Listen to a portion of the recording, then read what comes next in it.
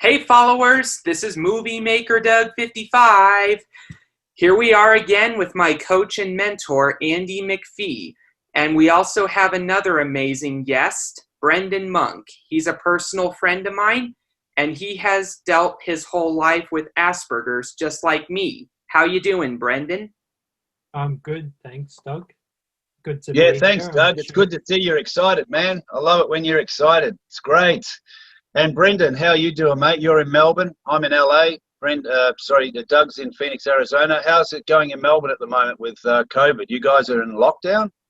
Yes. Well, most of the places are shut, so it's been a hard time. We had to wear masks every time we're outside, and yeah, it's Oh, wow. pretty quiet. So, Yeah, I bet it is. but we Well, look, yes, we hey, had to do what we have to do for safety. So, of course, it's a mate. good Yeah, thing. of Yeah. course. Yeah, same with all of us. We're just hoping this, does eventually start, getting less and less. But look, thanks for joining us, Brendan.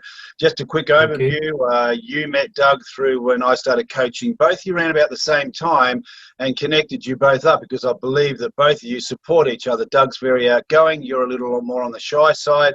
So you both been very compatible with each other, just supporting in each other's journey. So, Doug, back to you, mate, and you can get some questions going with Brendan.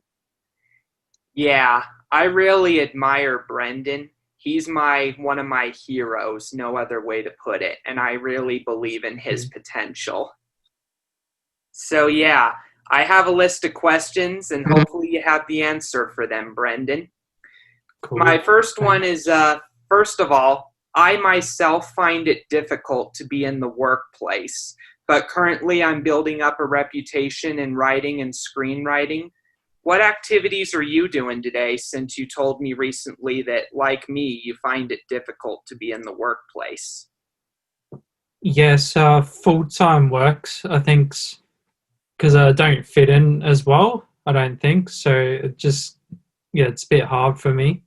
Um, yeah, so yeah, I've been just like concentrate on arts, and yeah, I've been working on crew, like working on film as a crew member, and some small parts here and there, like in music videos and uh, like what Hey, do you call Brendan, can I ask you something? Um, so you, and I think you've shared this with me before, we've been working together, coaching. Why do you find it difficult to fit into the workplace? What is it that's really a struggle for you there? Yeah. I think it's just yeah, it's just I think sometimes I'll forget things, and yeah, and yeah, it's tricky to get along with everybody, I guess, Right, sometimes. but having said Yeah. that, what's the difference when you start? You've done quite a bit of amateur theatre, which is great for you, for anybody, physically and mentally, for mental health. It's great to be learning lines and being on stage. How is that? How does that work for you? Because you're still with people. What's the difference where you fit in there? I think it's I think just a topic. I think yeah, it's just easier to fit into arts, I think, for me. Yeah, So okay. And because you yeah. feel there's no pressure, like what you're doing, you're enjoying, like working with people, you get a community going, you're learning lines, you're rehearsing. So you're having time to develop a relationship with people rather than, say, if you're going to a job where your customer service, everybody that's coming at you is someone you've never met before, and it gives you a little bit of anxiety in worrying about what they're going to think about you or you're going to do the right thing, where we both know there's nothing wrong with you at all. No, but it's just part of dealing with, the high functioning autism with some people and some others not. I'm no expert on them. If I say something that doesn't fit, by all means, let me know. No, it's all good.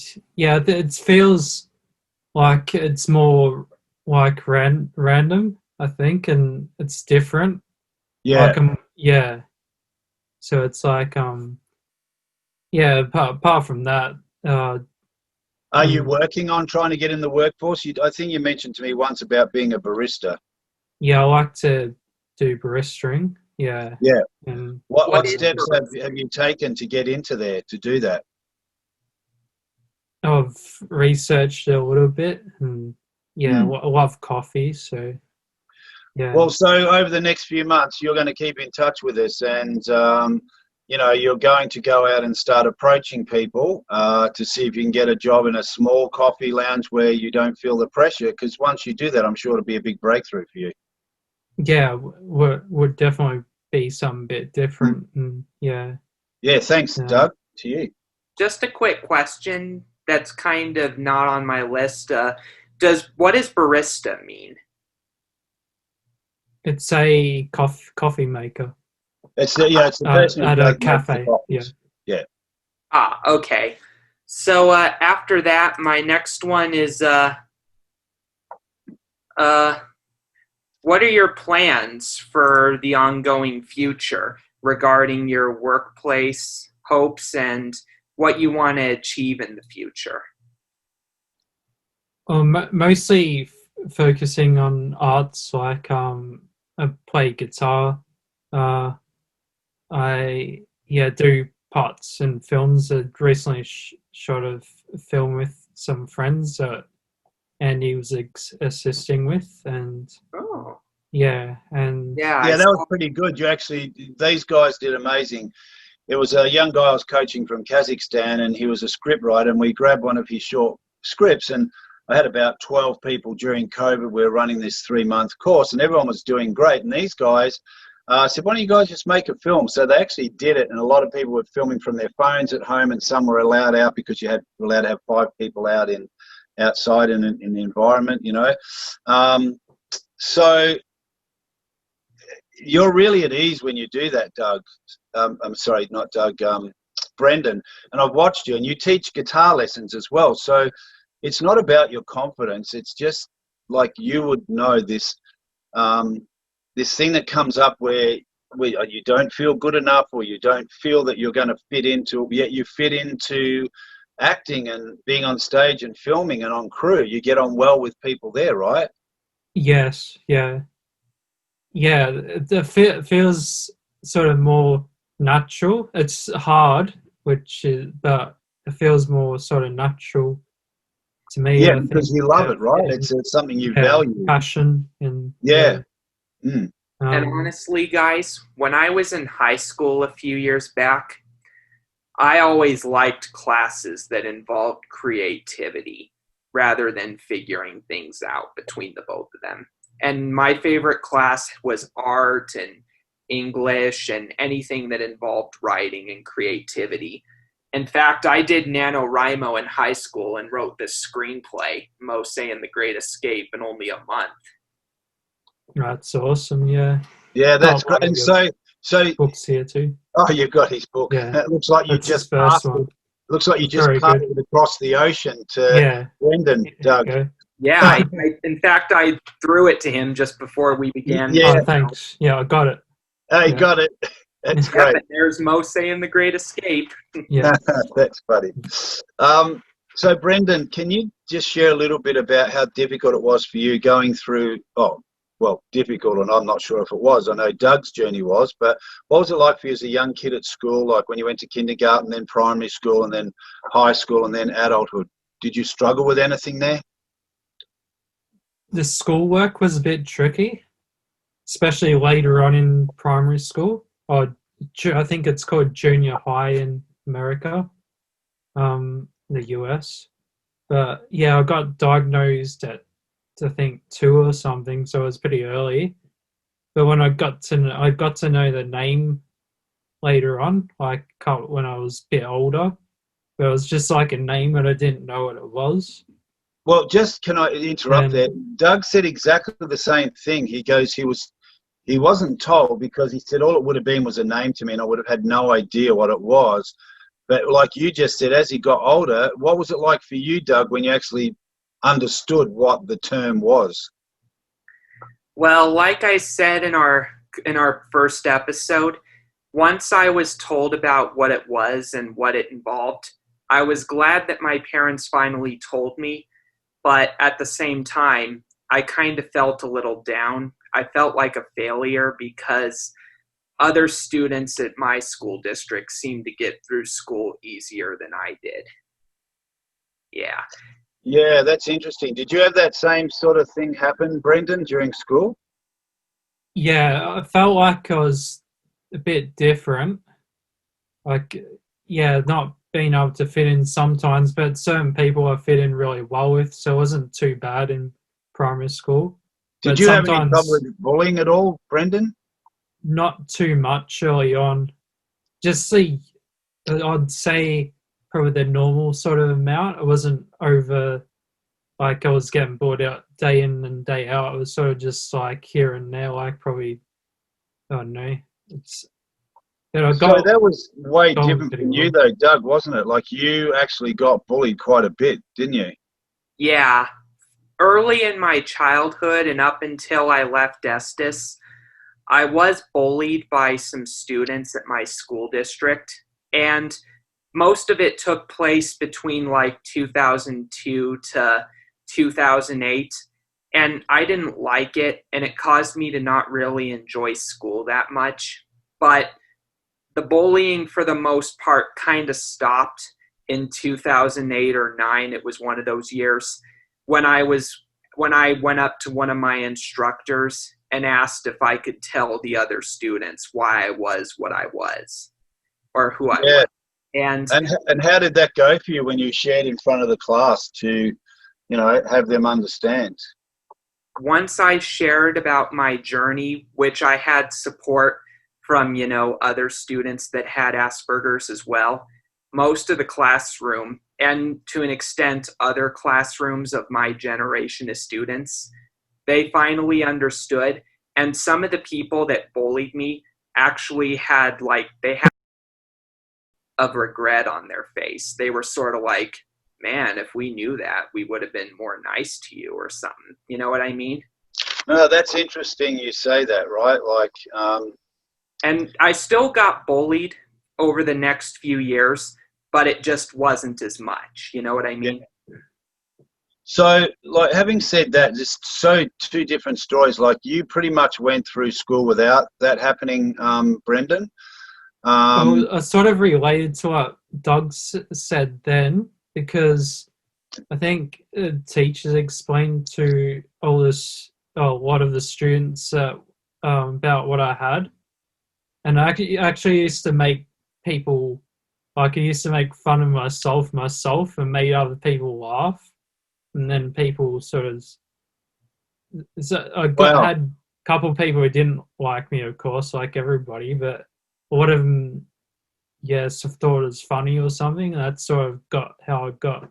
Well, that's really interesting. Like, you made fun of yourself so you could have a laugh at that, because there's nothing wrong with you. It's just what is. You're quite Yeah, that's right. capable. But so how do you deal with thinking about the future, like getting older, and obviously you do want to get in the workforce, and you also want to be more involved in theatre and music, and so what are your plans to keep yourself, because the whole purpose of this series is for people sharing how they're dealing with their circumstances and their challenges and the choices they make, because you could just pick to sit, I'm not going to do anything, I'm just going to stay home and just do whatever I'm going to do, but you're not. You're always up to something. So what's your intention for the future to keep advancing like you are, to get in the workforce to a place where you'd like to work, say as a barista, and keep your acting career and your arts going? What's your plan? Yeah, mostly, arts, get better at guitar, get evolve as an actor more, work on more crew projects. I've got a couple shorts coming up with a couple friends and doing these awesome podcasts like this one. And that's great. Do you find that helps you build your confidence a lot? Yeah, definitely. Yeah. And if I get paid for that, like I'll be happy. No, it's just a bonus. So, Yeah, exactly. Like even the little films you do. And would it be an achievement for you to finally get a job, like say a barista? Would that be a massive breakthrough for you to be able to Yeah, deal with that'll be awesome as well. Yeah. Yeah. I think you'd be totally capable, mate. Totally capable No, of doing And that. Andy and I, just to add to that, we had a breakthrough today that we need to talk about. Yeah. Yeah, well, I'll tell you what that was. Doug and myself were talking earlier today, and Doug said, "Oh, I'm a bit anxious at the moment." I said, "Why? What's happening, mate?" And he said, "Well, I just posted a few things years ago on social media that," he said, "they weren't bad, but they're sitting with," and um, and I said, "Oh, well, I didn't really want to know what it was." I said, "But Doug, has anyone actually said anything to you? Like if you did it 6 or 7 or 8 years ago?" He said, "No." I said, "Then you don't need to be anxious over something like that. You know, we all say and do things that we will have some regret for later on, and it depending what it is. And I'm sure it wasn't that bad. And what Doug shared with me, it actually wasn't. But because it sat with him, it got bigger and bigger. And then I happened to mention, said, well, look, when you're advertising your YouTube series, you need to jump on LinkedIn. I said, are you on it? He goes, yes, I've got my LinkedIn account, but I'm going to cancel it and restart it again because I said something on there. So I said, what was it? Doug will share what he said, which we had a bit of a laugh over. Well, yeah. When I started LinkedIn a few years back, I posted some things that were actually my vision for the future, but weren't quite accurate at the time. Like in 2016, when I began it, I, for one, said that I was an entrepreneur, and I also said I had a degree in business, and I also said that I had my own production studio. And they weren't accurate at the time, but now I'm starting to get towards that direction. I'm just about to get an associate's degree in a business and finance, but I kind of wondered if maybe I shouldn't have said it at the time that I said it until now. And look, when we talked about it, I said, but look, you know what? No one's going to pay any attention to that, to be honest, because you weren't having a go at anyone. You just said something, right? Now, when we started talking about it, I said, but Doug, do you realize what you did? You put out to the universe what you really wanted to do was be an entrepreneur, which you are. You're involved in different businesses. You're an author. You've got so much content on your YouTube channel, interviewing movie makers, producers, actors. You're interviewing NASCAR race drivers, and this series we're doing at the moment, I started because I thought you need to share your story, and you're an author. So, and as far as getting your PhD, you're about to get it. So you actually said what you wanted, and you did it. And I thought that's a really powerful story. There's nothing to regret over that at all. You know? That's good. Like it came like it's true. What you wrote. So just totally. Correction. It's not a PhD. It's an associate's degree. But that's okay. Oh, pretty close. So yeah.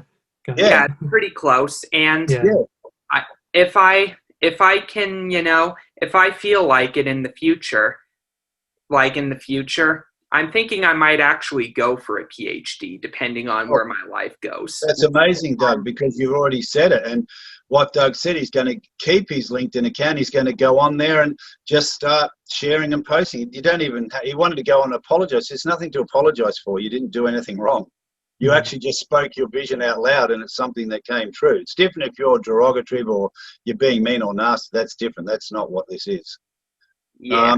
Hey, listen, guys, we've run out of time. We've got to go, but thanks, both of you. I've known you both for about 5 or 6 years, and you're both really amazing guys. And, just sharing and being open with your struggles, that some of the things you're still going through now and the things you're aiming for is amazing. Because it's inspiration to other people who could be stuck in a circumstance or they've got challenges, and it's making those choices to keep going. And you're both amazing young men, I say that. Oh, thank you, Andy. Yeah, and Brendan, you're one of my heroes. I just want to make that clear. Thanks very much. Same to you, Doug. And I look up to you and Andy. Yeah, You're really appreciate amazing people. And Yeah, yeah, good on you, Brendan. Thanks, guys. All right, thank Doug, you. thanks again for another great little series and bringing our good friend Brendan on. Thanks, Brendan. Yeah, no problem. Thank you very I just much. got to say for the record, at some point in December, I'll make the time for it. I'll send Brendan a free copy of my book, Enter the Parks. Oh, Well, hey, thanks very that's much, great. Doug. That's That's great, very Brendan. nice. You're I haven't obviously got more special than me, mate. I don't even. No, Yeah. don't worry, Andy. I'll send you one too. I'll send both of you a free copy of Enter the Parks. Oh, thanks. Yeah, I was thank you getting a very little much. emotional there. Thanks, Doug. I was getting a bit worried you were going to leave me out. Yeah, no problem. I'll send at some point this year. I'll send you both a copy. Cool, dude. Can't wait to Thank see you it. very much. All right. Well, thanks. Thanks, Brendan. Thanks, Doug. Take care, guys. Till next Thank time. you, Andy. All righty, Thank you, take Doug. care. Take care. And everybody, if you like this video, please hit like and subscribe. And please follow my YouTube channel, Movie Maker Doug 55. And we'll see you next time on Being Relentless and Unstoppable.